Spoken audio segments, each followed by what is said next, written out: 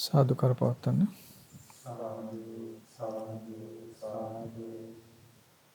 ඊයේ අපි කතා කළේ අභිඤ්ඤා සූත්‍රය. අභිඤ්ඤා සූත්‍රයේ තියෙන දහම් කරුණු කතා කළේ. මේ දේශනාවේදී බුදුරජාන් වහන්සේ අපට කියලා දෙන්නේ මේ විදිහටයි. අත්ති භික්ඛවේ ධම්මා අභිඤ්ඤා පරිඤ්ඤේය. අත්ති භික්ඛවේ ධම්මා අභිඤ්ඤා පහතබ්බා. අත්ති භික්ඛවේ ධම්මා අභිඤ්ඤා භාවේතබ්බා. අත්ති භික්ඛවේ ධම්මා අභිඤ්ඤා සච්චිකාතබ්බා. මහණෙනි, අභිඤ්ඤාවෙන් යුක්තව අවබෝධ කළ යුතු ධර්මයක් තියෙනවා.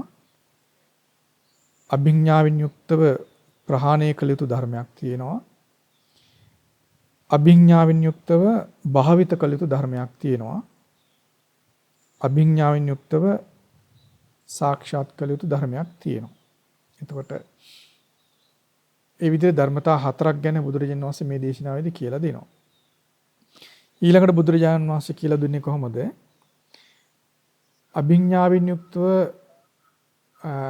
අවබෝධ කළ යුතු ධර්මය කියලා කියන්නේ පංච උපාදානස්කන්ධයට කියලා දෙනවා. ඊළඟට අභිඤ්ඤාවෙන් යුක්තව ප්‍රහාණය කළ යුතු ධර්මයේ විදිහට පෙන්වන්නේ අවිද්‍යාවත් භව තණ්හාවත් කියන ධර්මයන්. ඊළඟට අවිද්‍යාවෙන් යුක්තව පුහුණු කළ යුතු භාවිත කළ යුතු ධර්මයේ විදිහට පෙන්වන්නේ සමතය සහ විදර්ශනාව. ඊළඟට අභිඥාවෙන් යුක්තව සාක්ෂාත් කළ යුතු ධර්මයේ විදිහට පෙන්වන්නේ විද්‍යාව සහ විමුක්තිය. ඒතර පංච උපාදානස්කන්ධය අවබෝධ කර ගැනීම පිණිසත් අවිද්‍යාව සහ භව තණ්හාව ප්‍රහාණය කිරීම පිණිසත් සමතේ විදර්ශනාව පුහුණු කිරීම පිණිසත් භාවිත කිරීම පිණිසත් විද්‍යා විමුක්තිය සාක්ෂාත් කිරීම පිණිසත් උපකාර වන ධර්මයේ තමයි අභිඥාව. අපි ගැන දැනගත්තේ තේරුම් ගත්තේ විශේෂ ඥානයේ විදිහට විශිෂ්ට දැනුමක් තියෙන්න ඕන. විශේෂ ඥානයකින් යුක්තව සිටීම තමයි අභිඥා කියන වචනේ අපි අර්ථය විදිහට දැනගත්තේ. එතකොට ඊළඟට අපි තේරුම් ගත්ත පංචාභිඥා කියන ධර්මයන් ගැන නෙවෙයි මෙතනදී කතා කරන්න කියලා අපි තේරුම් ගත්තා.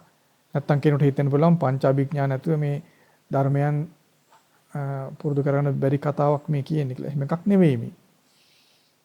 විශිෂ්ට දැනුමක්. ඒතර බුදුරජාණන් වහන්සේ පංච උපාදානස්කන්ධය ගැන අවබෝධ කරේ විශිෂ්ට දැනුමෙන්.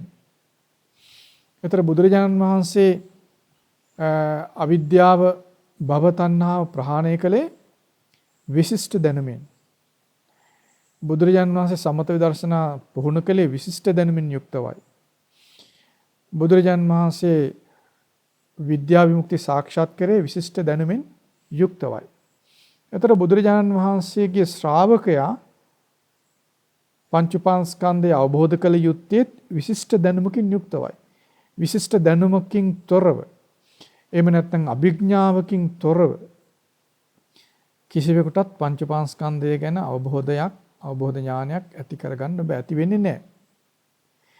ඒතර විශිෂ්ට ඥානයෙන් තොරව, විශිෂ්ට දැනුමකින් තොරව, අභිඥාවෙන් තොරව කිසිවෙකුටත් අවිද්‍යාව, භව තණ්හාව ප්‍රහාණය කරගන්න බෑ. ප්‍රහාණය වෙන්නේ නැහැ. ඊළඟට කිසිම කෙනෙකුට විශිෂ්ට ඥානකින් තොරව සමත විදර්ශනා භාවිත කරගන්න බෑ. සම්පූර්ණ කරගන්න බෑ. පුදවන්න බෑ. ඊළඟට කිසිම කෙනෙකුට විශිෂ්ට ඥානකින් තොරව විද්‍යාව සහ විමුක්තිය සම්පූර්ණ සාක්ෂාත් කරගන්න බෑ. එහෙනම් තේරුම් ගන්න පංච උපාදානස්කන්ධය අවබෝධ කිරීම, අවිද්‍යාව සහ භව තණ්හාව ප්‍රහාණය කර ගැනීම, සමත විදර්ශනා වැඩිම, විද්‍යා විමුක්ති සාක්ෂාත් කිරීම කියන කරුණු තමයි මේ ලෝකයේ තියෙන කිසිවකට සම නොවන අග්‍ර වූ කටයුතු. මිනිසෙක් විසින් වේවා, දෙවි කෙනෙක් විසින් වේවා කළ යුතු අග්‍ර කටයුතු, දුෂ්කරම කටයුතු තමයි මේ කටයුතු හතර. ඒ කටයුතු කිරීම පිණිස දෙවි කෙනෙකුට වේවා, මිනිසෙකුට වේවා තිබිය යුතු සුදුසුකම තමයි විශිෂ්ට ඥානය. ඒතර යම් කෙනෙකුට මේ පංච අභිඥා තිබුණොත් ඒක සුදුසුකමක් වෙන්නේ නැහැ. දැන් දෙවියන්ට ඒව තියෙනවා. නේද? දෙවියන්ගේ කන තමයි දිව කන කියන්නේ. ඒක මිනිස්සු උපදවගත්ත කියලා 아무ත දෙයක් ලැබෙන්නේ නැහැ. දිව කන උපදවගත්ත මිනිස්සුන්ට දෙවියත්වයක්වත් ලැබෙන්නේ නැහැ. දිව්‍යත්වයක්වත් ලැබෙන්නේ නැහැ. අපි දු මිනිස්සෙක් උත්සාහ කළා දිව කන ලබා ගන්නවා කියලා. එයාට දිව සලුවක්වත් ලැබෙනවද? නැහැ. එයාට එහෙම මුකුත් එකෙන් ලබන්න පුළුවන් දෙයක් නැහැ. විශේෂ දෙයක් ලබන්න බෑ එයාට. විශේෂත්වයකටපත් වෙන්නේ නැහැ එයා. දිවස ලබා ගන්නවා. විශේෂත්වයකටපත් වෙන්නේ නැහැ. විශේෂත්වයටපත් වෙන්න නම් අර ඒ විශිෂ්ට ඥානයෙන් යුක්ත වෙන්න ඕන. ඒ විශිෂ්ට ඥානයෙන් යුක්ත කෙනාට පංච උපාස්කන්ධය අවබෝධ කරගන්න පුළුවන්. අන්‍යයා විශිෂ්ට ඥානයෙන් අවබෝධ කළ යුතු ධර්මය අවබෝධ කිරීම නිසා ඔහු විශේෂ පුද්ගලයෙක් එහෙම නැත්නම් විශිෂ්ට වූ පුද්ගලයෙක් බවට පත් වෙනවා. ඒ විදිහට තමයි බුදුරු පහළ වෙන්නේ මුලින්ම. ඊළඟට ඒ විශිෂ්ට ඥානයෙන් යුක්ත බුදුරජාණන් වහන්සේ විශිෂ්ට ඥානයෙන් අවබෝධ කළ යුතු දේ ගැන කියා දෙනකොට ඒ බුදුරජාණන් වහන්සේගේ වචනය අහන කෙනා විශිෂ්ට ඥානයෙන් යුක්තව ධර්මය අවබෝධ කරන්න පුළුවන්කමක් ඇති අය බවට පත් වෙනවා. ඒ නිසා අපි උත්සාහ කළ යුතුයි මේ විශිෂ්ට ඥානයෙන් යුක්තව ධම්ම අධ්‍යයනය ඇති කරගන්න. විශිෂ්ට ඥානයකින් තොරව පංචපාස්කන්ධය අවබෝධ කරන්න බැරි බව අපි පිළිගත යුතුයි. පොතපතේ දැනුම වේවා වෙනත් මතක ශක්තිය එහෙම නැත්නම් පාඩම් කරගෙන සිටීම ආදී දේවල් මගින් පංචපාස්කන්ධය අවබෝධ කරගන්න පුළුවන් කමක් ලැබෙන්නේ නැහැ. එමෙත් අපිට තියෙන වෙනත් දැනුමක් මුල් කරගෙන පංචපාස්කන්ධය අවබෝධ කරගන්න පුළුවන් කමක් ලැබෙන්නේ නැහැ. ඒ වගේම තමයි අවිද්‍යාව ප්‍රහාණය කර ගැනීම, භව තණ්හාව ප්‍රහාණය කර ගැනීම විශිෂ්ට ඥානකින් තොරව වෙන හැකියාවකින් වෙන දැනුමකින් පුළුවන්කමක් ලැබෙන්නේ නැහැ කිසිවෙකුට. ඊළඟට සමත විදර්ශනා පුහුණු කිරීමත් ඒ වගේමයි විශිෂ්ට ඥානයක් නැති කෙනෙකුට සමත විදර්ශනා පුහුණු කිරීම කරගන්න බෑ. විශිෂ්ට ඥානයෙන් තොර කෙනෙකුට විද්‍යාව විමුක්තිය සාක්ෂාත් කරන්න පුළුවන් කමක් ලැබෙන්නේ නැහැ. ඇත්තටම අපිට මෙන්න මේ කරුණ ගැන මේ දේශනාවේ තිබෙන ධර්මයේ ගැන පිළිගැනීමක් ඇති වුණොත්, විශ්වාසයක් ඇති වුණොත්, තේරුම් ගැනීමක් ඇති වුණොත්, මේක තේරුම් ගත්තොත් මෙපමණකින්ම විශිෂ්ට ඥානයේ පිණිස ඔහු සුදුසෙක් බවට පත් වෙනවා. ඒතර දැන් තේරෙනවා ඇති කාටත් තේරෙනවා ඇති විශිෂ්ට ඥානකින් තොරව බුදුරජාණන් වහන්සේගේ ශ්‍රාවකත්වයකට පැමිණීම කිසි කලක නොවන බව. පංච උපාස්කන්ධය අවබෝධ නොකොට ශ්‍රාවකත්වයට පත් වෙන්න බෑ. ඊළඟට අවිද්‍යාව භව තණ්හාව ප්‍රහාණයකින් තොරව ශ්‍රාවකත්වයට පැමිණෙන්නේ නැහැ. සමත විදර්ශනා පුහුණුවකින් තොරව ශ්‍රාවකත්වයට පැමිණෙන්න බෑ. විද්‍යා විමුක්ති සාක්ෂාත් කර ගැනීමකින් තොරව ශ්‍රාවකත්වයට පැමිණෙන්න බෑ. ඒතර ශ්‍රාවකත්වයට පැමිණීම පිණිස මේ ධර්මයන් 4 සම්පූර්ණ කර ගන්න ඕන නේද? ඒ ධර්මයන් 4 උපදවා ගන්න අනුම වශයෙන්. ඉතින් ඒ සඳහා විශිෂ්ට වූ ඥානයෙන් යුක්ත බවට පත් වෙන්න ඕන. ඒතර මේ විශිෂ්ට ඥානය එහෙම නැත්නම් පංචමස්කන්ධය අවබෝධ කිරීම පිණිස වන ඥානය කොහොමද අප උපදව ගන්නෙ? ඒ ඥානය උපදව ගන්න අපට දුෂ්කර වෙන්නේ ඇයි? ඇයි බැරි? ඊළඟට අවිද්‍යාව භව තණ්හාව ප්‍රහාණය පිණිස වන විශිෂ්ට ඥානය උපදව ගන්නේ කොහොමද? උපදව ගන්න දුෂ්කරයි. ඇයි උපදව ගන්න බැරි වෙන්නේ ගොඩකට? සමත විදර්ශනා පිණිස වන විශිෂ්ට ඥානය උපදව ගන්නේ කොහොමද? ඇයි උපදව ගන්න දුෂ්කර? අවිද්‍යාව ප්‍රහාණය කළා විද්‍යා විමුක්තිය සම්පූර්ණ කරගෙන සාක්ෂාත් කර ගැනීම පිණිස වන විශිෂ්ට ඥානය උපදව ගන්න අසමර්ථ වෙන්නේ ඇයි යම් කෙනෙක්? බලන්න බුදුරජාණන් අපිට පෙන්වා දෙනවානේ නියපොත්තේ පස් වගේ ඊටා සුළු පිරිසක් මේ ධර්මය අවබෝධ කරගන්න. මහා පොළොවේ පස් වගේ විශාල පිරිසක් මේ ධර්මය අවබෝධ කරගන්නේ නැතුවම මැරිලා යනවා. ඒකනේ ඒගොල්ලන් සතර අපායට වැටෙන්නේ නේද? භාගතුන්ස් පෙන්වන්නේ මැරෙන මිනිසුන්ගෙන් මහා පොළොවේ පස් වගේ විශාල පිරිසක් අපායට යනවා. പ്രേත ලෝකෙට, තිරිසන් ලෝකෙට, නිරයට යනවා. ඒකට හේතු විදිහට පෙන්වන්නේ ශ්‍රාවකත්වයට නොපැමිණීම, ආර්ය සත්‍ය ගැන අවබෝධයක් නොතිබීම බව භාගතුන්ස් පෙන්වනවා නේද?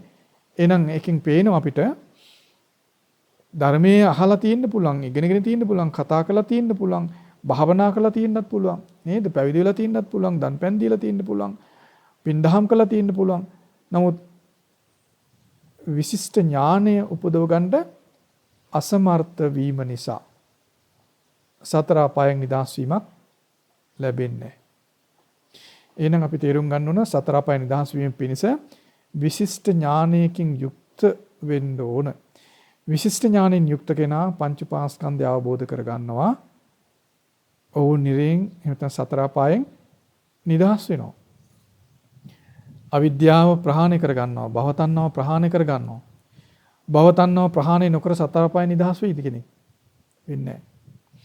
ඔයගොල්ලන් මේ මම හිතන් හිටියේ ඔයගොල්ලන් අහයි කියලා මේ ඊයේ දේශනාවේ හම් පස්සේ භව තණ්හාව ගැන විතරනේ මෙතන පෙන්නන්නේ නේ. ඔයගොල්ලන්ට එහෙම තේරුන්නේ නැද්ද? බලන්න අපි අහලා තියෙනව නේද? කාම තණ්හා, භව තණ්හා, විභව තණ්හා කියලා තුනක් ගැන අහලා තියෙනවනේ. නමුත් මෙතන පෙන්නන්නේ භව තණ්හාව ගැනනේ. ඔයගොල්ලන්ට එහෙම තේරුන්නේ නැද්ද? මං හිතිය අහයි කියලා. එතන භව තණ්හා විතරයි තියෙන්නේ ඇයි ඒ කියලා. එහෙම හිතුන්නේ නැද්ද? තුන්නේ නැහැ නේ. ඒකයි මං ආයෙත් මේ දේශනාව කරන්න ගත්තේ. ඔයගොල්ලන් තේරුම් ගන්න ඔයගොල්ලන්ට එක්සරයක් බණක් අහලා ඒ තේරුම් ගන්න දුෂ්කරයි.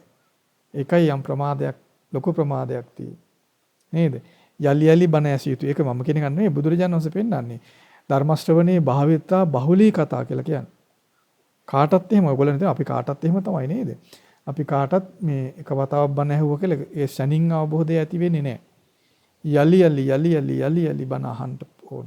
බණ ඇසීම පුරුදු වෙන්න ඕන. බණ ඇසීම පුරුදු වෙනකොට බහුල වශයෙන් අහන්න පුළුවන්. මොකද බණ ඇසීම බහුල වශයෙන් කරන්නේ එයින් සුවේ තියෙන කෙනා. සුවේ ඇති වෙන්න නම් ඒක පුරුදු වෙන්න ඕන. නුපුහුණු කෙනාට සුවයක් ඇති වෙන්නේ නැහැ කිසිම වැඩකින්. ඕනම වැඩක් සුවසේ කරන්න පුළුවන් පුහුණුවත් එක්ක. නුපුහුණු කෙනා එහෙම නැත්නම් ආධුනික කෙනාට ඒ වැඩ කරනකොට ආධුනික කාලේදී පීඩා සහිතයි. ඇඳුමක් ඇඳත් ඒ විදිහට තමයි. ආභරණයක් පැලඳත් එහෙමයි. කෑමක් බීමක් කෑමත් එහෙම තමයි. ආධුනික නම් එයින් සුවයක් ලබන්න බෑ. කම්සප වලදී එහෙමනම් කාමයන්ගෙන් වෙන් වෙන සැපවලදීත් එහෙමම තමයි. ආධුනික කාලේ ආධුනික බව නිසා පීඩාවක් තියෙනවා. ආධුනික බව නැති වෙනවා පුහුණුවත් එක්ක ඊට පස්සේ සුව පහසුව තියෙනවා. ඒ නිසා බණ අහනකොට සුවයක් ලැබෙන්න නම් හොඳට පුරුදු වෙන්න ඕන. එතකොට බහුල වශයෙන් බණ අහද්දී ඊටාම සුව පහසුයි. සුව පහසුව ඇති වෙන්නේ ඒ ධර්මයේ අර්ථය තේරෙනවා. අර්ථය මුළුමනින්ම රසයෙන් යුක්තයි. අර්ථ රසය කියලා කියන්නේ ඒකට. ධර්මයේ අර්ථ රසය, දහම් රසය, සීල රසයන් අභිභවා තියෙනවා කියලා පෙන්නනෝනේ නේද? ඒ රසය ඇයි නැත්තේ බණ අහන අයට? ධර්මයේ යල්පැන ගීමක්ද නැහැ නේද? ධර්මයේ යල්පැනීමක් වෙන්නේ නැහැ කවදාවත්. ධර්මයේ කිසි කලක යල්පනින් නැති දෙයක්. එහෙනම් යමෙකුට බණ අහනකොට රසයක් එන්නේ නැත්නම්, දහම් රසය එන්නේ නැත්නම් හේතුව එයා ධර්ම ශ්‍රවණයට ආදුනිකයි. පුහුණු නැහැ, නිපුණ නැහැ, ප්‍රවීණ නැහැ, පළපුරුදු නැහැ. එතකොට ඒක පීඩයි. එහෙම නැත්නම් පහසුවක් ඇති වෙන්නේ නැහැ. ඒ නිසා ඔයගොල්ලන්ට බණ අහනකොට පහසුව අඩුයි නම් හොඳට පුරුදු වෙන්න බණ අහන්න. යලි යලි බණ අහලා පුරුදු වෙන්න නොබෝ කලකින් බණ අහන්න සමර්ථ ඒ පිළිබඳ නිපුණතාවයක් තියෙන දක්ෂ බවක් තියෙන අය බවට පත් වෙනවා. එතකොට ධර්ම ශ්‍රවණේ ඊටාම සුවේ උපදන දහම් රසය ඇති ලෝකෙන් අග්‍රම රසය බින්දින අය බවට පත් වෙන බණ අහන අය. එතකොට අපි කතා කළේ විශිෂ්ට ඥානය නූපදවා පංච පාස්කන්ධය අවබෝධ කරගන්න බැරි බව අපි තේරුම් ගන්න ඕන. විශිෂ්ට ඥානයකින් තොරව අවිද්‍යාව භව තණ්හාව ප්‍රහාණය කරගන්න බැරි බව අප පිළිගන්න ඕන. විශිෂ්ට ඥානකින් තොරව සමතයත් විදර්ශනාවත් භාවිත කරගන්න බැරි බව අපි පිළිගන්න ඕන. විශිෂ්ට ඥානකින් තොරව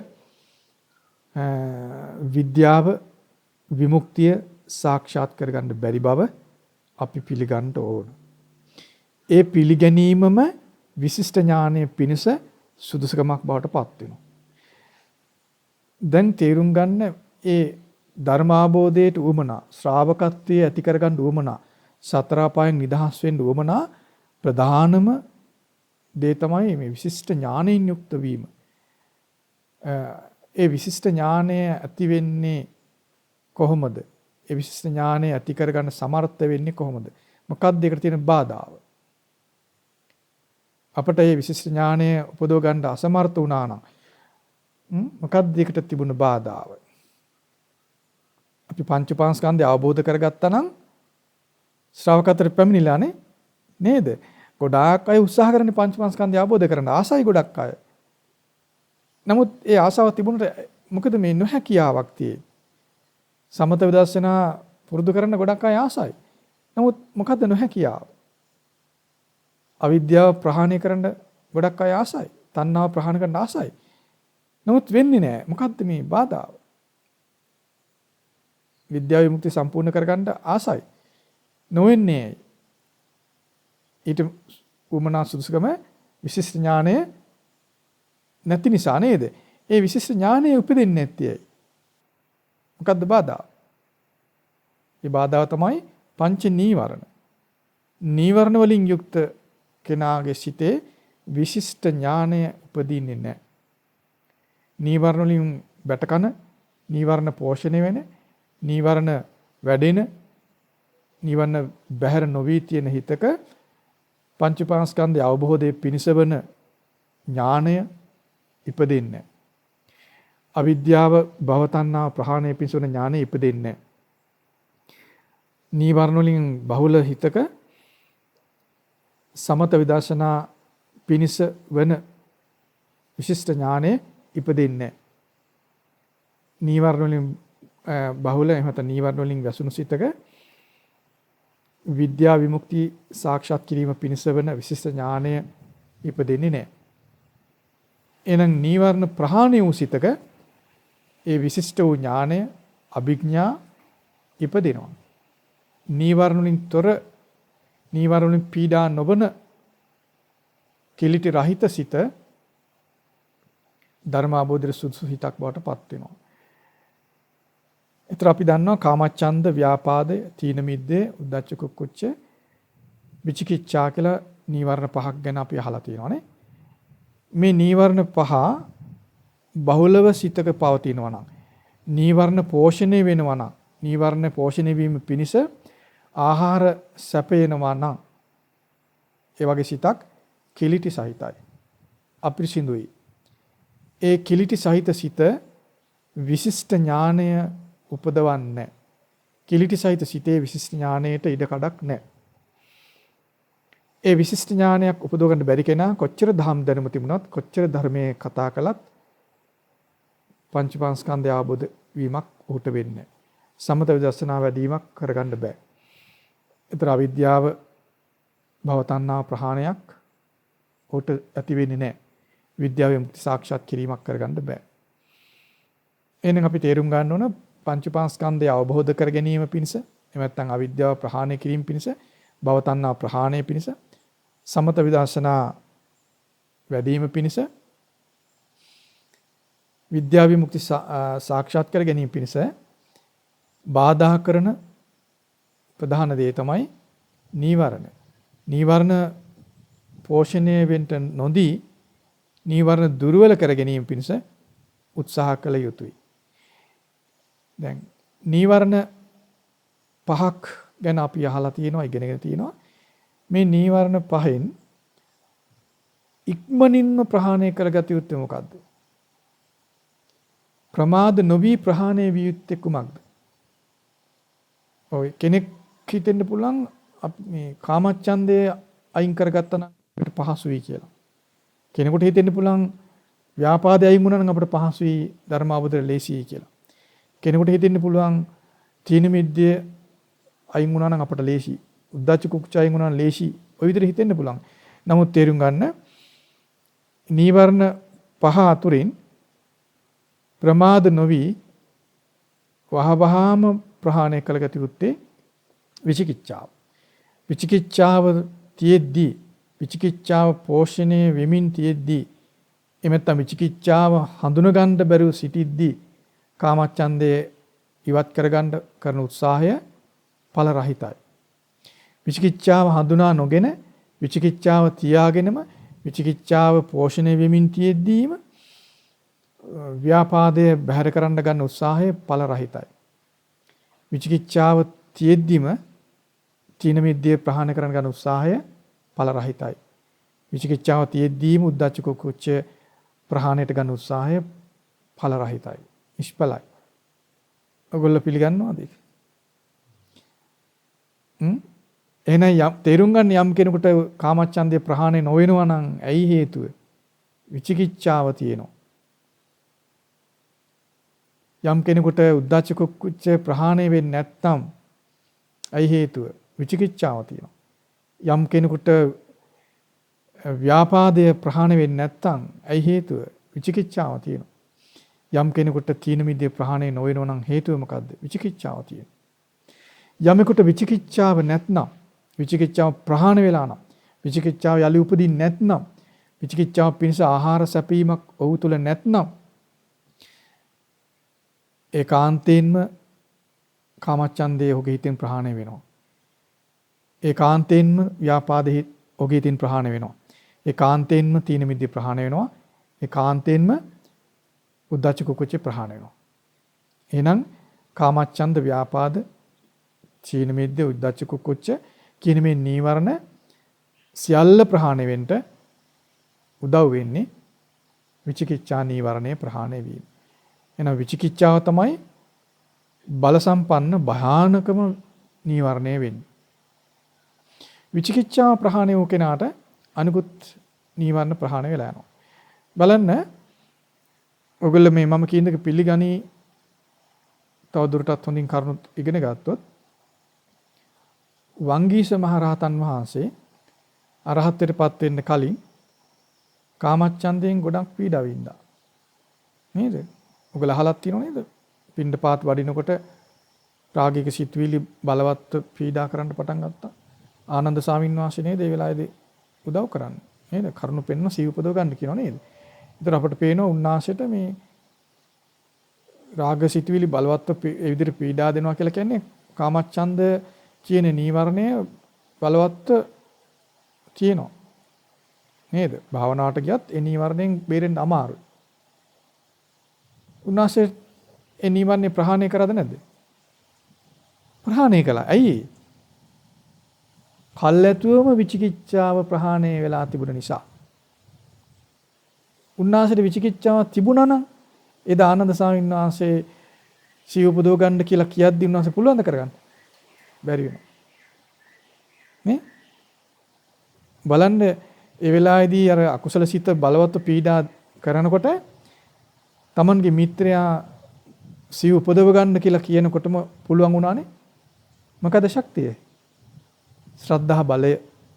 විචිකිච්ඡාව ප්‍රහාණය වූ සිතේ තියෙන ශ්‍රද්ධා බලය තමයි අර නීවරණ එහෙම නැත්නම් ඒ අකුසලයෙන් එන පීඩාව බැහැර කරලා පහසු සිත උපදවන්න උදව් වුණේ. ඊළඟට බලන්න මුගලන් රහතන් වහන්සේ අරහත්ත්වයට පෙර අතිශයින්ම තීන මිද්දෙන් වැටකෑවා. ගොඩාක්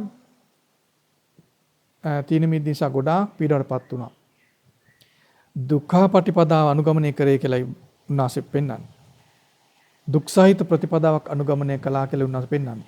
ඒ දුක් විඳින නීවරණ වලින්. ඒ නීවරණ වලින් විඳින දුක කුමන නීවරණ නිසාද විඳි? තීන මිද්දෙන් උන්වහන්සේ පීඩාව වින්දා. උන්වහන්සේ තීන මිද්ද ප්‍රහාණය කළාද නැද්ද? ප්‍රහාණය කරන්න කුමක්ද උපකාරුනේ? විචිකිච්ඡා රහිත බව, විචිකිච්ඡාව ප්‍රහාණය කරගෙන සිටීම. උන්වහන්සේ විචිකිච්ඡාවෙන් යුක්තව හිටියානම් විචිකිච්ඡාව පෝෂණය වෙමින් තිබුණා නම් උන්වහන්සේගේ හිතේ විචිකිච්ඡාව වැඩෙමින් තිබුණා නම් විචිකිච්ඡාව ප්‍රහාණය කරන්න අසමර්ථ වෙලා හිටියා නම් උන්වහන්සේට තීන මිද්දේ ප්‍රහාණය කරන්න පුළුවන් වෙයිද? බැරි වෙනවා. නේද? බැරි වෙනවා. දැන් බලන්න දැන් ඔබට තේරෙන්න ඕනේ නම් විචිකිච්ඡාව ප්‍රහාණය වීමයි ප්‍රධාන වෙන්නේ. විචිකිච්ඡාව ප්‍රහාණය කර ගැනීමයි ඊටාම වැදගත් වෙන්නේ. ප්‍රමාදකින් තොරව කළ යුතු දේ විචිකිච්ඡාව ප්‍රහාණය කර ගැනීම. විචිකිච්ඡාව ප්‍රහාණය කර ගන්න කෙනාට අනිත් නීවරණ ප්‍රහාණය කිරීම බල සම්පන්න දෙය නෙවෙයි. නමුත් කෙනෙකුට මේ ඇතැම් අයට දුෂ්කර දේවල් විදිහට පේන්නේ කාමච්ඡන්දේ ප්‍රහාණය කිරීම, තීන මිදය. ඒවා ඊටා දුෂ්කර දේවල් වගේ පේනවා. නමුත් ඊටා දුෂ්කර දේ තමයි විචිකිච්ඡාව ප්‍රහාණය කිරීම. ඒක තමයි ගොඩකට බැරි. ගොඩකට දුෂ්කර වෙන්නේ විචිකිච්ඡාව ප්‍රහාණය කර ගැනීම. ඒ නිසා තමයි නියපොත්තේ පස් වගේ ටික දිනක් පමණ ශ්‍රාවකත්වයට පැමිණ මහ පොළොවේ පස් වගේ විශාල පිරිසක් ශ්‍රාවකත්වයට නොපැමිණම කලුරිය කරන්නේ. විචිකිච්ඡාව ප්‍රහාණය දුෂ්කර වෙන නිසා.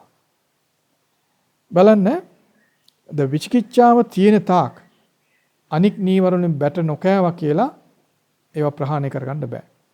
දැන් මතකද බලන්න පස්වක භික්ෂුන් වහන්සේලා. පස්වක භික්ෂුන් වහන්සේලා කියන්නේ නීවරණ වලින් පීඩා විඳ, කාමච්ඡන්දෙන් පීඩා විඳ අය නෙමෙයි. ව්‍යාපාදයෙන් පීඩා විඳින්නේ නැහැ. තීන මිද්දෙන් පීඩා විඳින්නේ නැහැ. උද්ධච්ච කුක්කුචෙන් පීඩා විඳින්නේ නැහැ. උන්වහන්සේලා මොකක්ද තිබුණේ? උන්වහන්සේට බුදුරජාණන් වහන්සේ ගැන විශ්වාසය තිබුණේ නැහැ. විචිකිච්ඡාව තිබුණේ. විචිකිච්ඡාව තියෙන තාක් උන්වහන්සේට පංචපාස්කන්ධය ගැන අවබෝධ ඥානයක් ඇති වුණේ නැහැ.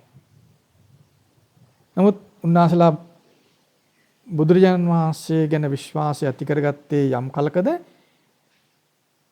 ප්‍රමාදිකින් තොරවම පංචපාස්කන්ධය ගැන අවබෝධ ඥානය ඉපදුණා. නේ? දැන් ඔබට තේරෙනවද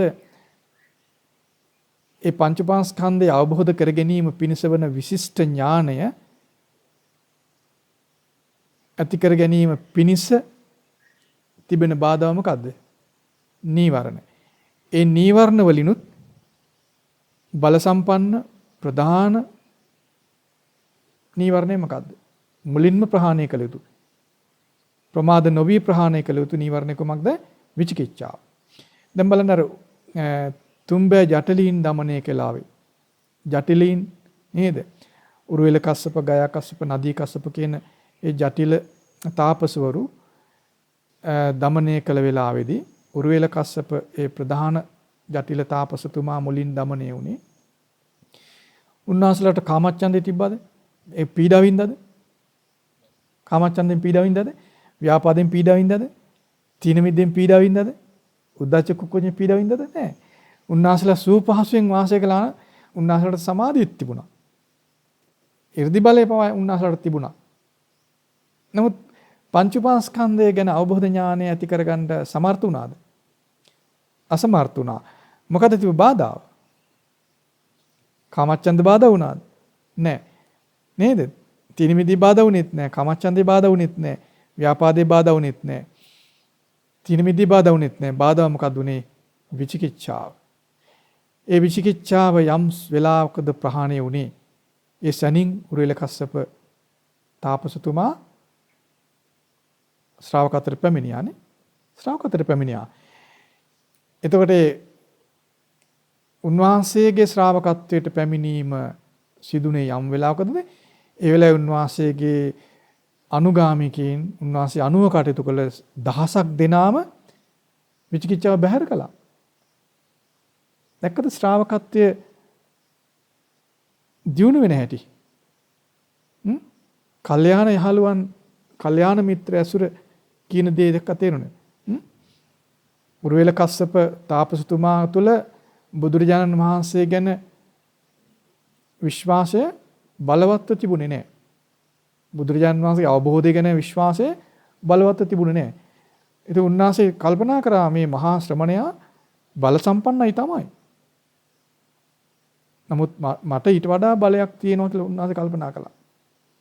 එහෙනම් බුදුරජාණන් වහන්සේගේ අවබෝධය හිස් මුදුනින් පිළිගත්තේ නැහැ. බුදුරජාණන් වහන්සේගේ අවබෝධය දෙවෙනි කරලායි උන්වහන්සේ කල්පනා කළේ. එතෙක් ශ්‍රාවකත්වයට පැමිණෙන්නේ නැහැ. එහෙනම් බලන්න නීවරණ විශිෂ්ට ඥානය උපදව ගන්නට තිබෙන බාධාවක්. ඒ නීවරණ අතරින් බල සම්පන්නම බාධා බවට පත් වෙන්නේ නැත්නම් ප්‍රධාන බාධා බවට පත් වෙන්නේ විචිකිච්ඡා නීවරණය. විචිකිච්ඡාව ප්‍රහාණයටපත් වූ පහත් කරගත්ත කෙනාට කාමච්ඡන්දේ ප්‍රහාණය කර ගැනීම කරන්න පුළුවන් දෙයක්. විචිකිච්ඡාව ප්‍රහාණය වූ කෙනාට තීන මිද්දේ, උද්ධච්ච කුක්කුච්චය, ව්‍යාපාදය කියන මේ නීවරණ ප්‍රහාණය කර ගැනීම කළ හැකි දෙයක්. ඉතින් යම් කෙනෙකුට මේ අනේ මට නම් මේක හරිය අමාරුයි තීන මිද්‍ය අයින් වෙන්නේ නැහැ. කාමච්ඡන්දය අයින් වෙන්නේ නැහැ, ව්‍යාපාදය අයින් වෙන්නේ නැහැ කියලා තේරෙන්නේ නැත්නම්, තේරුම් ගන්න බැරි නම් මොකක්ද හේතුව? විචිකිච්ඡාව ප්‍රහාණය නොවි තිබීම. විචිකිච්ඡා නීවරණය කියන්නේ බල සම්පන්නයි. ප්‍රබලයි. අනිකුත් නීවරණ නොසෙල්වි ප්‍රහාණය නොවි තියෙන හේතු වෙනවා විචිකිච්ඡා නීවරණය. ඒතර කෙනෙකුට ඇතම් විට මේ විචිකිච්ඡාව නැහැ කියලා තමයි හිතෙන්නේ සමහර අයට. විචිකිච්ඡාව තියෙනවා කියලා තේරෙන්නේ නැහැ. ඒකයි විචිකිච්ඡාව ප්‍රහාණය නොවෙන්නේ. විචිකිච්ඡාවක් තියෙනවා කියලා තේරෙන්නේ නැහැ. ඒ නිසාම ඒ ප්‍රහාණය කරගන්න බෑ. ඉතින් යම් කෙනෙක් විචිකිච්ඡාව ප්‍රහාණය කර ගැනීමට සමර්ථ වුණොත් අනිකුත් නීවරණ නැත්නම් කාමච්ඡන්ද ව්‍යාපාදයේ තීන මිද්දේ උද්ධච්ච කුක්කුච්ච කියන නීවරණ ප්‍රහාණය කර ගැනීම ගැන ඔහුට බයක් ඇති වෙන්නේ නැහැ. ඒ ගැන සැකයක් ඇති වෙන්නේ නැහැ. ඒ ගැන වෙහෙසක් එහෙම නැත්නම් ඒ ගැන කලන්ත දැමීමක් ඇති වෙන්නේ නැහැ. ඔහුට ඒ ගැන ඒ නීවරණ දුරු කර ගැනීම ගැන විශ්වාසය තියෙනවා. ඒ සඳහා වෑයම් කිරීම තියෙනවා. ඒ ගැන කැමැත්ත තියෙනවා. ඒතර ඔහුට ඒ නීවරණ දුරු කර ගන්න පුළුවන්කමක් තියෙනවා. ඔහුට ඒ සඳහා උපකාර වෙන්නේ කුමක්ද? ශ්‍රද්ධාව. ශ්‍රද්ධා බලය. විචිකිච්ඡාව බැහැරුණාම ඔහු තුළ ශ්‍රද්ධාව තියෙනවා. ශ්‍රද්ධාව සිතට බලයක් උපදවනවා. විචිකිච්ඡාව සිත දුර්වල කරනවා. විචිකිච්ඡාවෙන් යුක්ත කෙනාගේ සිත ඊටා දුබලයි, ඊටා දුර්වලයි. අතිශයින්ම දුර්වලයි. විචිකිච්ඡාව ප්‍රහාණය වූ සිත බල සම්පන්නයි. ඒ බලය ලැබෙන්නේ ශ්‍රද්ධාවත් එක්ක. බුදුරජාණන් වහන්සේගේ අවබෝධය පිළිගැනීම. ඉතින් බුදුරජාණන් වහන්සේගේ අවබෝධය පිළිගැනීමම තමයි ශ්‍රද්ධාව කියන්නේ. ඒම තමයි විචිකිච්ඡාව ප්‍රහාණය වීම කියලා කියන්නේ. ඒතර මේ විචිකිච්ඡාව ප්‍රහාණය පිණිස ශ්‍රද්ධාව ඇති කර ගැනීම පිණිස කුමක්ද කළ යුත්තේ? විචිකිච්ඡාව ප්‍රහාණය කරගත්තොත් ශ්‍රද්ධාවටපත් වුණොත් අනිකුත් නීවරණ සියල්ල ප්‍රහාණය කරගන්න පුළුවන්. ඒ වයින් පීඩා නොවන ස්වභාවයට හිතපත් කරගන්න පුළුවන්. නීවරණ වලින් පීඩා නොවිඳින සිතක් ඇති කෙනාට පංචපාස්කන්ධය අවබෝධයේ පිණිස වන අවිද්‍යාව ප්‍රහාණය පිණිස වන භව තණ්හා ප්‍රහාණය පිණිස වන සමත විදර්ශනා පුහුණුව පිණිස වන විද්‍යා විමුක්ති සාක්ෂාත් වීම පිණිස වන ඒ විශිෂ්ට ඥානය ඇති කරගන්න පුළුවන්කම තියෙනවා. ඇති වෙනවා. ඇති කරගන්න ඕනේ ඇති වෙනවා. ඒක ස්වභාවයක්. මොකද මේ බුදුරජාණන් වහන්සේ ධර්මයේ කියන්නේ අපි බලෙන් කරන එකක් නෙවෙයි හේතු ප්‍රත්‍යයෙන් නැති වෙන එකක්. අපි බලෙන් අමුතුවෙන් බලහත්කාරයෙන් එහෙම නැත්නම් අපට උමනාව විදිහට කරගන්න පුළුවන් එකක් නෙවෙයි. නීවරණ තියෙද්දීම විශිෂ්ට ඥානය ඇති වෙන්නේ නැහැ. නීවරණ ප්‍රහාණයෙන් විශිෂ්ට ඥානය සිතේ සකස් වෙනවා. එතකොට ඒ වගේ තමයි මේ විචිකිච්ඡාව තියෙද්දීම අනිකුත් නීවරණ ප්‍රහාණය වෙන්නේ නැහැ. ඒක ස්වභාවයක්. විචිකිච්ඡාව ප්‍රහාණය වීමෙන් අනිකුත් නීවරණ ප්‍රහාණය පිණිස උත්සාහය, වීරිය ආදී සියල්ල ඉපදෙනවා හිතේ. ශ්‍රද්ධාව කියන්නේ වගේ බලයක් හිතට ඇති කරන දෙයක්. ශ්‍රද්ධා බලය. ඒතරේ ශ්‍රද්ධා බලය පිණිස එතන විචිකිච්ඡාව ප්‍රහාණය පිණිස කොහොමද කටයුතු කරන්න තියෙන්නේ? කොහොමද විචිකිච්ඡාව ප්‍රහාණය කරගන්නේ? දැන් ධර්ම අවබෝධයේ පිණිස මාර්ගයයි මම මේ කියලා දෙන්නේ. පංචපාස්කන්ධය අවබෝධ කරගන්නවා කියන්නේ ධර්ම අවබෝධයට යනවා කියන්නේ. ඒ සඳහා මාර්ගය මේ. විචිකිච්ඡාව ප්‍රහාණය කරගත්තොත් හරි නේද? ඈ? විචිකිච්ඡාව නොවැඩි තියෙනවා නම් විචිකිච්ඡාවට ඉඩක් නැත්නම් උට බාධාවක් නැහැ. බාධා කරන දෙන්නේ නීවරණ. නේද? නිවන වහන දෙන්නේ. ඒතර ඒවා පෝෂණය වෙන්නේ නැත්නම් පෝෂණය වෙන්නේ විචිකිච්ඡාවත් එක්ක. කොහොමද විචිකිච්ඡාව ප්‍රහාණය කරගන්නේ? කොහොමද ශ්‍රද්ධාවටපත් වෙන්නේ? ඈ?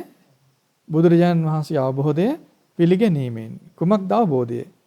බුදුරජාණන් වහන්සේ අවබෝධය කුමක්ද? චතුරාර්ය සත්‍ය ධර්මය. චතුරාර්ය සත්‍ය ධර්මය ඉගෙන ගැනීමෙන්. චතුරාර්ය සත්‍ය ධර්මය පිළිගැනීමෙන් විචිකිච්ඡාව ප්‍රහාණය කරගන්න පුළුවන්.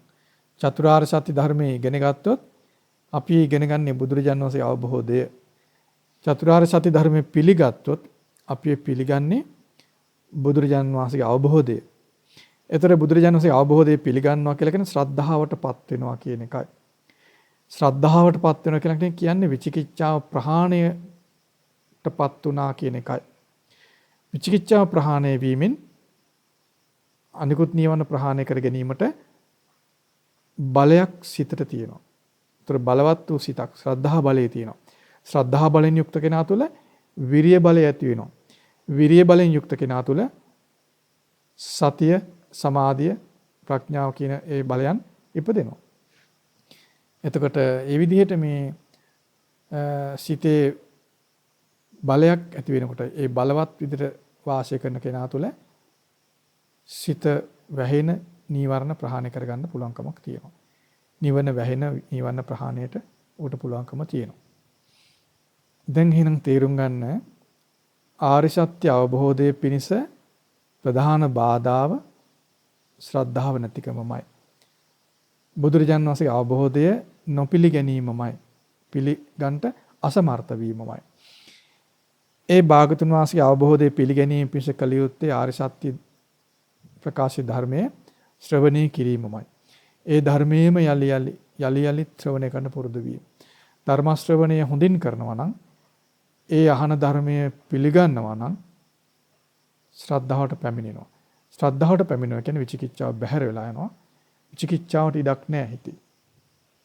විචිකිච්ඡාව නැති කෙනා අනිකුත් නීවරණ ප්‍රහාණය කරගන්න සමර්ථ වෙනවා. නීවරණ වලින් හිත කිලිටි නොවෙනවා නම් ඒ සිත පිරිසිදුයි. පිරිසිදු භාවයෙන් යුක්තයි. ඒ පිරිසිදු භාවයෙන් යුක්ත සිත ධර්ම අවබෝධයට සුදුසු තැනක්. ආර්ය සත්‍ය අවබෝධයට සුදුසු තැනක්. විශිෂ්ට ඥානයෙන් යුක්තයි. ශ්‍රද්ධාවෙන් යුක්ත කෙනා තුළ විශිෂ්ට ඥානයෙන් යුක්තයි. එහෙනම් ආර්ය සත්‍ය පිළිගැනීමම තමයි විශිෂ්ට ඥානය කියලා තේරුම් ගන්න. අභිඥාව වෙන මුකුත් නෙවෙයි. ආර්ය සත්‍ය පිළිගැනීමමයි. බුදුරජාණන් වහන්සේ අවබෝධය පිළිගැනීමමයි.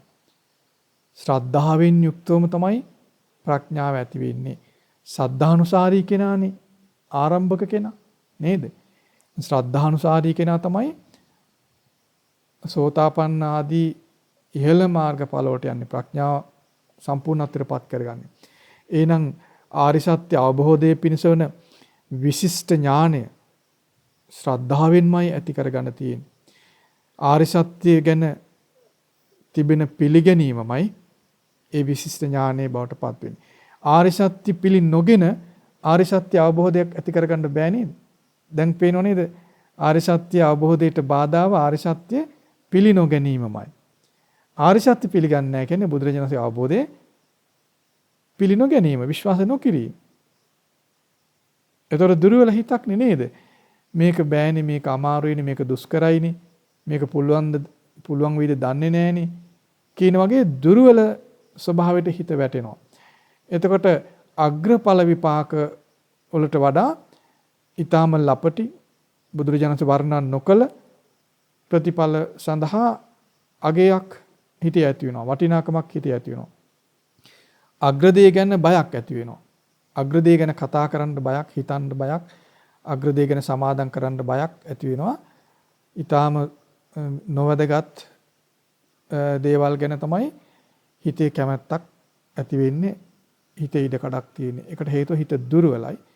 ඒ දුර්වල වෙන්නේ ශ්‍රද්ධා බලය නැති නිසා. ශ්‍රද්ධා බලය නැති කෙනා තුළ සති බලය, විරිය බලය, සමාධි බලය, ප්‍රඥා බලය කියන සිත බලවත් කරන එකම බලයක්වත් නැහැ.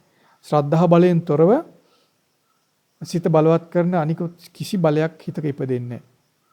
ශ්‍රද්ධා බලයේ තියෙන කෙනාට සති බලය, විරිය බලය, සමාධි බලය, ප්‍රඥා බලය කියන සියලු බලයන් ඉපදෙනවා. ඒක ධර්මතාවයක් වළක්වන්න බෑ. දැන් අපිට තියෙනවා ශ්‍රද්ධා බලයේ ඉපදීම කලාතුරකින් වෙන්නේ කෙනෙක් තුලනේ. හැම දිනාට වෙන්නේ නැහැ ශ්‍රද්ධා බලය. ඒකනේ නියපොත්තේ පස් වගේ ස්වල්ප දිනෙක ධර්ම ආબોධය කරගන්න කියලා කියන්නේ. මහා පොළොවේ පස් වගේ විශාල පිරිසක් ධර්ම ආબોධය නොකොටම කලුරිය කරනවා කියන්නේ ඒකයි. එහෙනම් ශ්‍රද්ධාවට පැමිණෙන්නේ සුළු පිරිසක්. හරි. එහෙනම් අපි ඊළඟ දවසේදී තවදුරටත් කතා කරමුනේ. අදට ඇති අපි ඉතින් සෙත් පතනවා හැමෝටම පංච උපාස්කන්ධය අවබෝධය පිණිස අවිද්‍යාවත් භව තණ්හාවත් ප්‍රහාණය කිරීම පිණිස වන ඊළඟට සමත විදර්ශනා පුහුණුව පිණිස උපකාර වන විද්‍යා විමුක්තිය සාක්ෂාත් කිරීම පිණිස උපකාර වන විශිෂ්ට ඥානය ඇති කර ගැනීම පිණිස අප කල යුත්තේ කුමක්ද කියලා අපි කෙටියෙන් කතා කළේ. කල යුත්තේ අන් කිසිවක් නෙවෙයි ශ්‍රද්ධාවට පැමිණීම කියලා අපි තේරුම් ගත්තේ. ශ්‍රද්ධාවට පැමිණීම කියලා කියන්නේ ආර්ය සත්‍ය පිළිගැනීම. ආර්ය සත්‍ය ධර්මයේ පිළිගැනීමෙන් විචිකිච්ඡාව බැහැර වෙනවා, ශ්‍රද්ධාවට පැමිණෙනවා. ශ්‍රද්ධා බලයෙන් යුක්ත වෙනවා. ශ්‍රද්ධාව බලයෙන් යුක්ත කෙනා තුළ සති බලය, විරිය බලය, සමාධි බලය, ප්‍රඥා බලය කියන සිත බලවත් කරන බලයන් තිබෙනවා. අන්නේ බඳු බලයන් තියෙන කෙනාට කාමච්ඡන්ද, ව්‍යාපාද, තීන මිද්දේ, උද්ධච්ච කුක්කුච්ච කියන අනිකුත් නීවරණ ප්‍රහාණය කරන්න ඔහුගේ සිත බලවත්. ඒතකොට ඔහුගේ සිතේ බලවත්ව තියෙනකොට නීවරණ තිබුණත් පීඩා කරන්නේ නැහැ. නීවරණ තිබුණත් පීඩා කරන්නේ නැහැ. නීවරණ දුබලයි. ඒ ශ්‍රද්ධා බලය තියෙනවා. ඒතකොට අනික් නීවරණ දුබලයි. ඒතර සිතේ බලයක් තියෙනවා. නීවරණ දුබල නිසා නීවරණ තිබුණත් ඒ ශ්‍රද්ධා බලයෙන් යුක්ත කෙනාගේ සිතේ පංචපාස්කන්ධ ගැන අවබෝධය උපදවන්න පුළුවන්. බලන්න මුගලන් මහරහතන් වහන්සේ නීවරණ සියල්ල ප්‍රහාණය කරේ සෝතාපන්න වුණාට පස්සේ නේ? සෝතාපන්න වුණාට පස්සෙවත් තීන මිද්දෙන් බැට කෑවා. එහෙනම් නීවරණ සියල්ල ප්‍රහාණය වෙලාද සෝතාපන්න වුණේ? පංචපාස්කන්ධ ගැන අවබෝධය ඇති වුණේ නෑ නේද? එහෙනම් නීවරණ ප්‍රහාණය පිණිස ශ්‍රද්ධාව උපකාර වුණා. පංචපාස්කන්ධයේ අවබෝධය කරගන්න විශිෂ්ට ඥානය එයින් තිබුණා. නේද? පස්වක භික්ෂුන් වහන්සේලා ඊට පස්සේ ඊළඟට අපි මුලින් කතා කරේ අර ජටිල තාපසවරු ඒ වගේ බලන්න ශ්‍රද්ධාවට පැමිණෙන තෙක් නීවරණ පීඩාවක් නොතිබුණා කියලා ධර්මාවබෝධය කරන්න බැරි වුණා. නීවරණ රහිතව නීවරණ පීඩාවක් තිබුණේ නැහැ. නමුත් ධර්මාවබෝධයට තිබෙන බාධාව තමයි ශ්‍රද්ධා රහිත බව. දැන් මුගලන් රහතන් වහන්සේගේ සිතේ නීවරණ තිබුණා. නමුත් ශ්‍රද්ධාව තිබුණා. විචිකිච්ඡාව බැහැර වෙලායි තිබුණේ. ඒ නිසා ඒ අනිකුත් නීවරණ වලට උන්වහන්සේගේ සිත මුළුමනින් යට කරන්න බැරි වුණා. ඒ නීවරණ පරාජයටපත් වුණා. නීවරණ බැහැර ගන්න පුළුවන් වුණා. ඒතර ඔබට තේරෙනවා, තේරුම් ගන්න ඕන, තේරුම් ගත යුතුයි ශ්‍රද්ධාවටපත් වීමයි ප්‍රමාද නොවි වහවහ කිසි විදිහකින් ප්‍රමාද නොවි කළ යුත්තේ. ඒ සඳහා ආර්ය සත්‍ය ගැන හොඳින් ඉගෙන ගන්න. හොඳට බණ අහලා ධර්ම ශ්‍රවණේ හොඳින් කරමින් යලි යලිත් කරමින් ආර්ය සත්‍ය ගැන දැනුම පිළිගැනීම ඇති කර ගන්න ඕන. අපි සෙත් පතනවා සියලු දෙනාටම ඒ භාගතුන් වහන්සේ විශිෂ්ට ඥාණයෙන් අවබෝධ කරගෙන අපට පෙන්වා දුන් ඒ උතුම් චතුරාර්ය සත්‍ය ධර්මය ගැන ප්‍රකාශිත ධර්මයන් යලි යලිත් ශ්‍රවණය කරමින් ආර්ය සත්‍ය පිළිබඳ විශ්වාසය පිළිගැනීම ඇති කර ගැනීමට සිළු දෙනාටම වාග්ය උදා වේවා.